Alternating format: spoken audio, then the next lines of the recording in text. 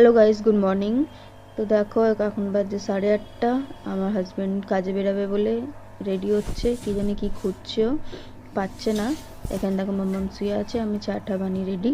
তো তোমরা দেখতেই পেরেছো, আমরা চাটা খেয়ে নিয়েছি, আমি ওর বাবা সবাই চা খেয়ে নিয়েছি, মাম্মামকে দুধ খাইয়ে দিয়েছি।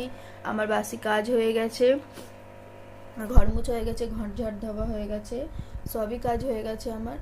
তো আমার শরীরটা আজকে একদমই ভালো না, খুব পেটে কোমরে খুব ব্যথা করছে। তো তোমরা তো বুঝতেই পারো। তো চলো আস্তে আস্তে করে সব কাজগুলো, বাকি কাজগুলো সারি, তোমরা দেখতে থাকো। মাম্মাম্মা দেখো দুধ খেয়ে আবার ওখানে শুয়ে পড়েছে। আমার মিচিকেও ফোন করব, দেখি আসে কি না। আর আজকে আমার দেওরের হসপিটালে অ্যাডমিট হওয়ার কথা আছে, গেছে, দেখি ডক্টর কি বলে।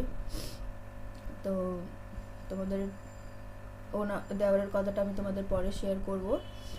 তোমরা খালি প্রে করো যে তাড়াতাড়ি ও ঠিক হয়ে যায়, যেন ঠাকুরকে এটাই প্রে করবে যেন তাড়াতাড়ি ঠিক হয়ে যায়। তো চলো বাকি সব কাজগুলো সারি, তোমরা দেখতে থাকো, ভিডিওটা কেউ স্কিপ করবে না।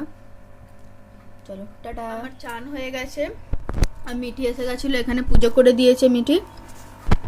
আর আমি একটু সেজেছি বলে এও সেজেছে। কত লিপস্টিক লাগিয়েছিস বেটা, দেখি দে।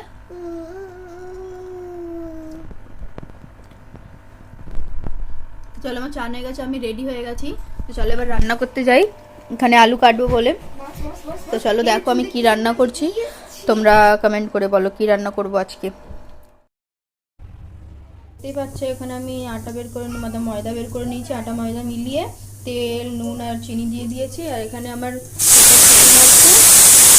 মানে তরকারি হয়ে এসছে। তো চলো আমি রুটিটা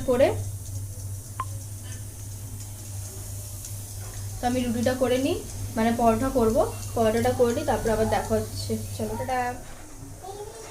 পাচ্ছ এখানে আমার তরকারি হয়ে গেছে, আটা মাখা হয়ে গেছে। দেখো আমি পরোটাটা বেলে নিয়েছি, আর এখানে গ্যাসে জ্বালিয়ে দিয়েছি, তাওয়াটাও গরম হয়ে এসছে।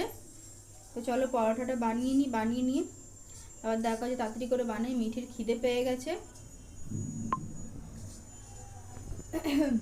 তো মিঠির খিদে পেয়ে গেছে, মিঠি বাবুকে নিয়ে ছাতে গেছে, একটু আধ রোদ্দুর হয়েছে, ওই জন্য ছাতে গেছে। তো চলো তাড়াতাড়ি করে রান্না করে নিই, তো রান্না করে আবার দেখা হচ্ছে। টাটা।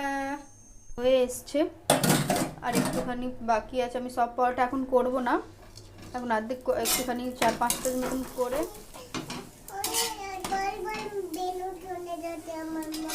হ্যাঁ